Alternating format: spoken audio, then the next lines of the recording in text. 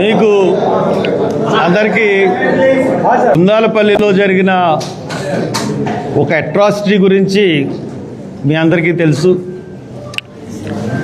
అక్కడ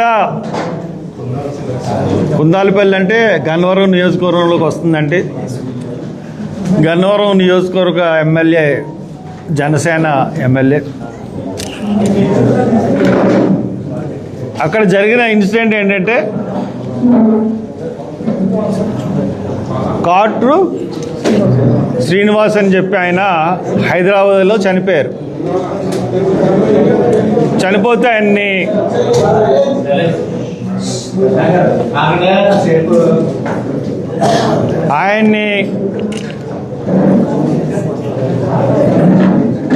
ఒకసారి సైలెంట్గా ఉండండి బాబు. వెనకాల కాట్రు శ్రీనివాసరావు అన్న ఆయన చనిపోతే ఆయన అంబులెన్స్లో హైదరాబాద్ నుంచి ఇక్కడికి తీసుకురావడం జరిగింది.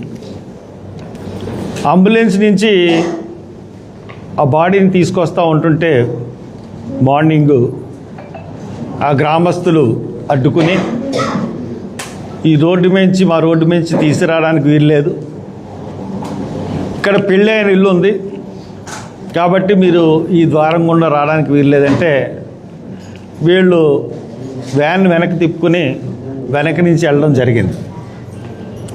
తర్వాత సాయంత్రం మళ్ళీ 7:30కి మళ్ళీ వెళ్తే మళ్ళీ అడ్డుకోవడం జరిగింది. అడ్డుకుని కొట్టడం కూడా జరిగింది చాలామంది. అయినా కానీ బలవంతంగా వీళ్ళు అదే దారి గుండా తీసుకెళ్ళడం జరిగింది. అంతకుముందు కూడా అడ్డుకుంటూ ఉంటుంటే పొలాల గట్ల నుంచి బురద నేలలోంచి ఈ బాడీలను తీసుకెళ్ళడం అన్నది జరిగింది ఇంతకుముందు కూడా. ఇప్పుడు వాళ్ళ ఇంట్లో పెళ్ళి జరిగి ఎన్నో తారీఖున జరిగింది?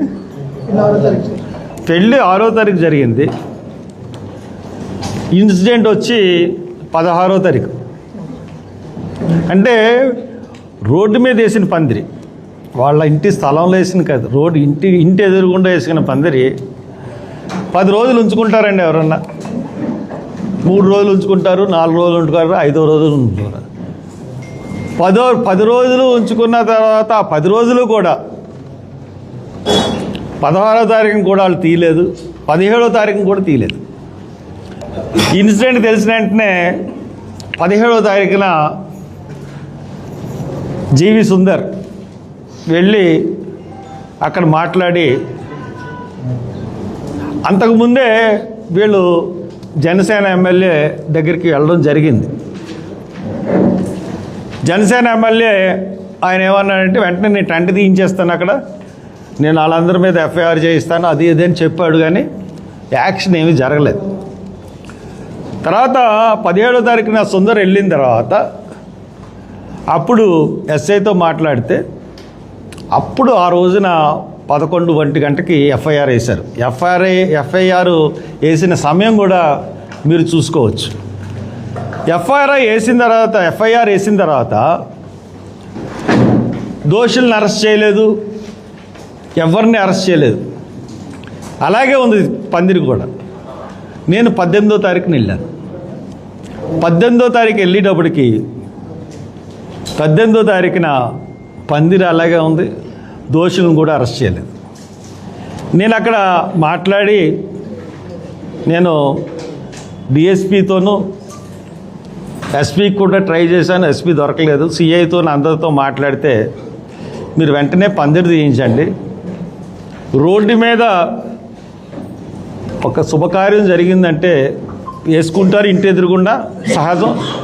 కానీ అది సొంత స్థలంలాగా 10 రోజులు 12 రోజులు ఎవరు ఉంచుకోరు. అంటే నేను ఇంటికి వచ్చిన తర్వాత ఎస్ఐ గారు అన్నారు, సార్ ఈవేళ వాళ్ళకి ఏదో సెంటిమెంట్ ఏంటంటే ఒక 2 రోజులు పోయిన తర్వాత తీస్తారండి. నేను చాలా కోప్పడ్డాను. ఎస్ఐ గారు ఏమనుకుంటున్నారు, నేను మళ్ళీ రాను ఇప్పుడు అని చెప్తే అప్పుడు తీసి దోషుల్లో ఒక 3 అరెస్ట్ చూపించారు నిన్నటికి. ఈవేళ ఎంత తారీఖు? 23. ఇన్సిడెంట్ ఎప్పుడు జరిగిందండి?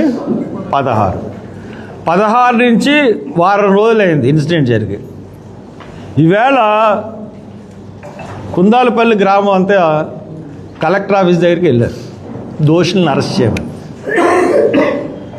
ఎంతమంది దోషులు? 16 మంది దోషులు ఉన్నారు. మమ్మల్ని కొట్టినోళ్ళు, మమ్మల్ని అడ్డుకున్న వాళ్ళు అని వీళ్ళు రిపోర్ట్ ఇస్తే ఇప్పటి వరకు కూడా దోషులను అరెస్ట్ చేయకుండా ఉన్నారు. ఇప్పుడు ఈ టీవీ 9లో వచ్చిన కథనాలను బట్టి, అఫ్కోర్స్ అన్ని టీవీలు దీన్ని ప్రచారం చేసినాయి, కానీ ఎస్సీ ఎస్టీ కమిషన్ వాళ్ళు మెన్షన్ చేసింది టీవీ 9ని సంబోధిస్తూ టీవీ 9లో చూసిన కథనాల వల్ల కలెక్టర్ని, ఎస్పీని ఎక్స్ప్లెనేషన్ అడిగారు. వారం రోజుల్లో మీ రిపోర్ట్ సబ్మిట్ చేయమంటే వాళ్ళు వెంటనే రిపోర్ట్ సబ్మిట్ చేశారు. ఏమని? ఆ ఇంటిగల వాళ్ళు 18వ తారీఖునే తీస్తారని, నేను వెళ్ళి తీయించే వరకు తీయలే, వాలంటీర్గా తీయించేశారని, అసలు శవాన్ని అడ్డుకోలేదని, ఏదో పెళ్లి దగ్గర కొంచెంసేపు అడ్డుకున్న తర్వాత దారి వదిలేశారని, ఇటువంటి తప్పుడు రిపోర్ట్లు కలెక్టర్ను, ఎస్పీ ఇచ్చారు. నేను ఎస్సీ కమిషన్కి కంప్లైంట్ చేసేది ఏంటంటే, ఇటువంటి క్యాస్ట్ డిస్క్రిమినేషన్ జరిగినప్పుడు కలెక్టర్, ఎస్పీ గ్రామాన్ని సందర్శించాలి. ఇప్పుడు దాకా కలెక్టరు, ఎస్పీ కూడా ఆ గ్రామాన్ని సందర్శించలేదు. అక్కడ ఎంత వివక్ష ఉందంటే ఆ గ్రామంలో 2 ఓవర్ హెడ్ ట్యాంకులు ఉంటే కనీసం ఒక ట్యాంక్ అన్నా కూడా ఎస్సీ గ్రామానికి ఇవ్వలేదు. 2 హెడ్ ట్యాంకులు కూడా ఓసీపేటలోనే పెట్టుకుని అందరికీ కుళాయిలు వేసామని చెప్పి వీళ్ళకి ఎస్సీపేటలో 4 కుళాయిలు ఇచ్చారు.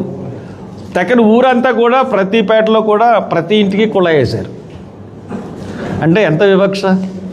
ఇటువంటి సరిచేయాల్సిన వాళ్ళు ఎవరు?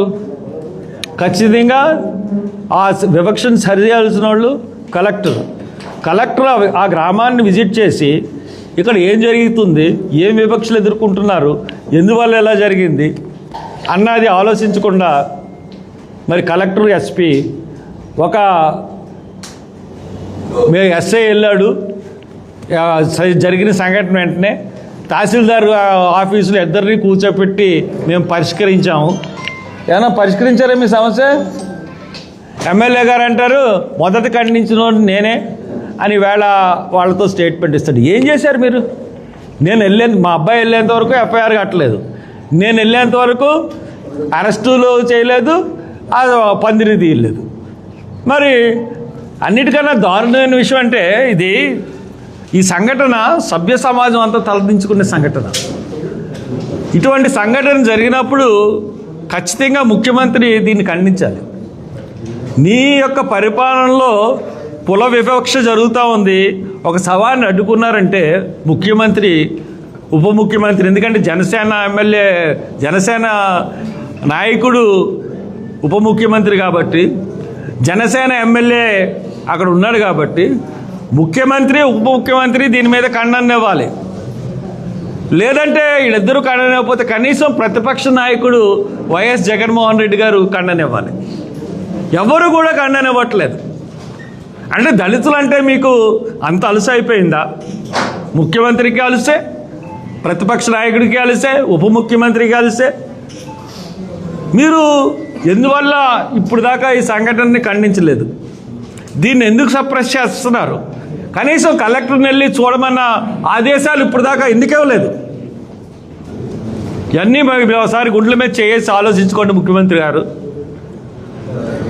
ఇదే పద్ధతులు కొనసాగితే మటుకు మరి మీకు తీవ్రమైన గడ్డు పరిస్థితులు వస్తాయి. Thank you.